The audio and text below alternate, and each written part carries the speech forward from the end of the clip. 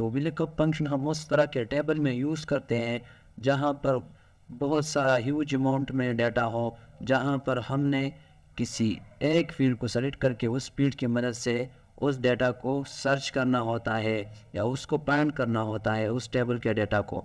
तो हम किस तरह VLOOKUP फंक्शन को यूज़ करेंगे, तो चलिए ये सीखते हैं प्रैक्टिकली। तो सबसे पहले मैं इस फर्स्ट रो को कॉपी करता हूँ और यहाँ पर पेस्ट करता हूँ ताकि हमारा वक्त बच जाए, और यहाँ पर एक बॉर्डर क्रिएट करता हूँ और बॉर्डर्स क्लिक करता हूँ। मतलब मैं यहाँ पर जिस स्टूडेंट का आईडी भी लिखूँगा उसका रिजल्ट इसके सामने आ जाएगा सर्च की मदद से। तो इसको VLOOKUP फंक्शन कहते हैं। तो इसको प्रैक्टिकली करते हैं। तो यहाँ पर आकर नेम वाले सेक्शन में मैं VLOOKUP फार्मूला लिखूँगा is equal to VLOOKUP, bracket को स्टार्ट करूँगा। अब लुकअप वैल्यू में सर्च करूँगा जिस वैल्यू से मैंने सर्च करना है यहाँ पर। इसके बाद मैंने कामा प्रेस करना है। कामा प्रेस करने के बाद मैंने जिस टेबल को सेलेक्ट करना है, जिस टेबल से मैंने उस डेटा को सेलेक्ट करना है, उस सारे टेबल को मैं सेलेक्ट करूँगा। इसके बाद मैं कामा प्रेस करूँगा। अब कॉलम नेम जिस कॉलम में है, यानी ये फर्स्ट कॉलम है और ये टेबल का सेकंड कॉलम है, तो यहाँ पर मैं 2 लिखूँगा। 2 लिखने के बाद मैं कामा प्रेस करूँगा और यहाँ पर पाल्स सेलेक्ट करूँगा। पाल्स इसलिए सेलेक्ट करता हूँ कि ताकि एग्जैक्ट वही डाटा मुझे चाहिए। और इसके बाद मैं ब्रैकेट क्लोज करूँगा। क्लोज करने के बाद मैं सिंपली एंटर प्रेस करूँगा।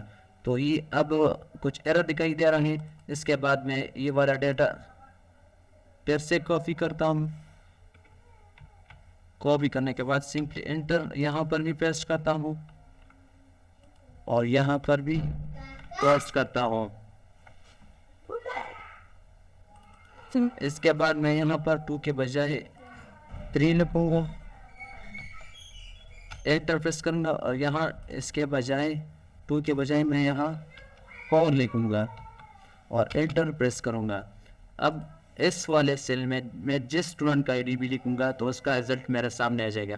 फॉर एग्जांपल मैं 102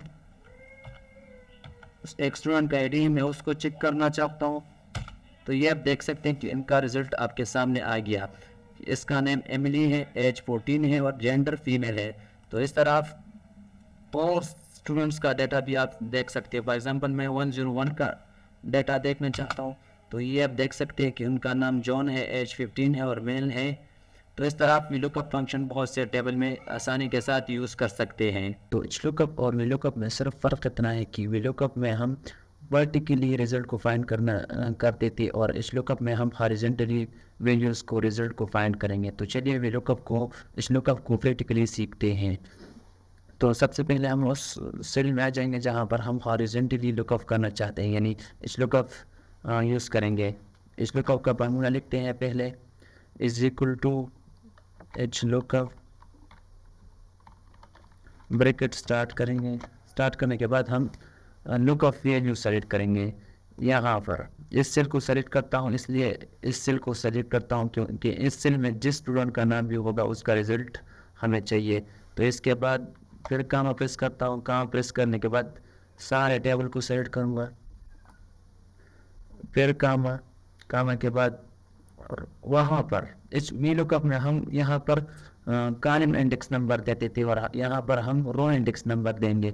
तो हमें टोटल स्कोर चाहिए, तो टोटल स्कोर कौन सी रो पर है, तो 7 रो पर है और 1 2 3 4 5 6 7, तो यहाँ पर हम 7 रो देंगे। फिर कामा प्रेस करेंगे, यहाँ 0 भी दे सकते हैं और यहाँ जो लास्ट वाला फाल्स है उसको भी सेलेक्ट कर सकते हैं। मैं 0 देता हूँ और आखिर में ब्रैकेट को क्लोज करता हूँ और एंटर प्रेस करता हूँ। अब यहाँ पर मैं जिस स्टूडेंट का भी नाम लिखूँगा उसका टोटल स्कोर मेरे सामने आ जाएगा। मिसाल के तौर पर मैं यहाँ पर जॉन लिखता हूँ, तो ये आप देख सकते हैं कि जॉन का टोटल स्कोर 4.2 है। मैं यहाँ पर किसी और स्टूडेंट का भी दे सकता हूँ। फॉर एग्जांपल मैं सारा का देखना चाहता हूँ, तो ये आप देख सकते हैं इनका टोटल स्कोर 446 है।